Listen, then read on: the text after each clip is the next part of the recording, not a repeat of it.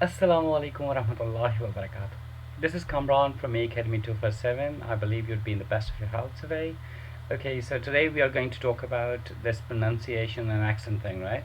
Okay, so to make things very simple, if you talk about pronunciation, right? So it's very easy to understand. Like if you read a word, for example, it's K-N-O-W, right? So the actual pronunciation of this word is no, not kano. Okay, if you read a word character, so it starts with CH, okay, like home chores. Okay, so you need to understand, you need to familiarize yourself with the actual pronunciation of that word. Okay, so it's going to be home chores, not home chores. All right, and then if you talk about character, so it's not character, it's character, right? So this is called pronunciation. It's as simple as that, right? And then talking about accent, so depends on your country where you live. Okay, so if you're living in England, so it's you're going to be speaking in a British accent, right? And if you are living in the US, so your accent will be American accent, right? So depending on your on the area you live, okay, and depending on your country, right, where you are from. So like we in Pakistan we have different accents, right? Like Peshawari people have their own accent if they speak Urdu, and Karachi people have their own accent, right? And if you talk about Lahori people, so they'll be having different accent, even though we all speak Urdu, right, as a national language, but our accents are different. So same case scenario, okay, the accents are different, okay, from region to region they are different, right? So that's simple to understand. Okay, so further we will be talking about fluency, right? And most of the guys, okay, if they are asked like what fluency is all about, so they can say that the ability to speak or write foreign language easily and accurately. That's what your fluency is all about, right? I mean, that's your exact definition of fluency. But it has further two sides, right? And these are called, the one is called mental fluency and the other one is called physical fluency. Okay, so what does it mean when we say mentally fluent? Okay, this guy is mentally fluent, or I am mentally fluent. So that is the capability of thinking, right? That's the capability of writing something without any problems. Your thought processing is really good.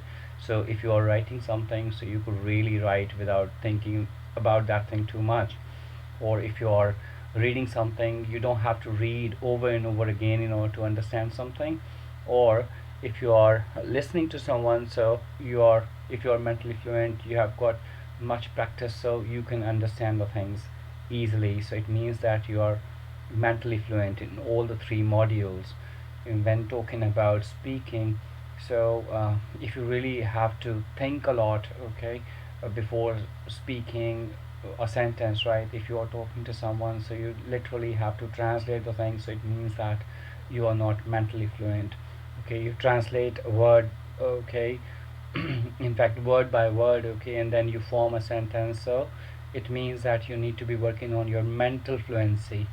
All right, now talking about physical fluency, so as the word suggests that you need to be physically fluent, means if you are speaking a language, for instance English, right, and you feel you are not physically fluent, so that means your facial muscles are not ready to pronounce certain words, and even simple words sometimes become jawbreakers for you.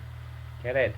So to enhance your physical fluency, that's super simple. There are few techniques, okay? If you practice, if you really work them, I mean work on them, so you will be super fluent. I mean physically you can really be fluent at that, right? So let's carry on with the things, okay? So the first thing that can really help you a lot to make you physically fluent, so that will be tongue twisters.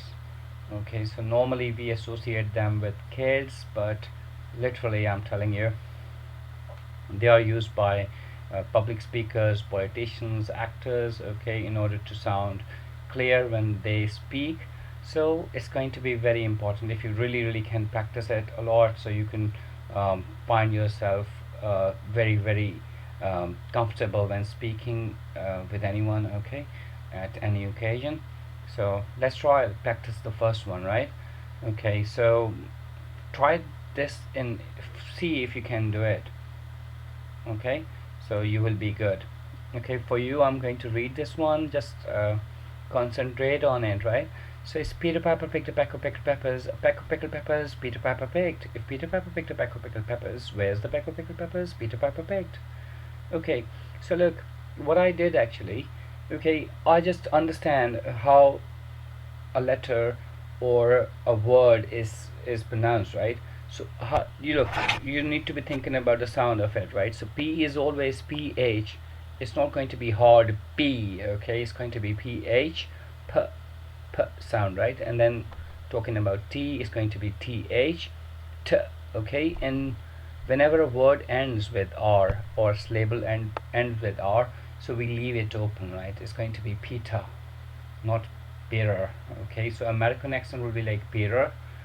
They say R sound like sound, right? So Peter. But to understand it easily, it's going to be you need to be following it in British accent, right? So they leave the word open, right? If it ends with R, so Peter, right? Peter, like they say, brother, sister, mother, father. Okay, so that's how they say.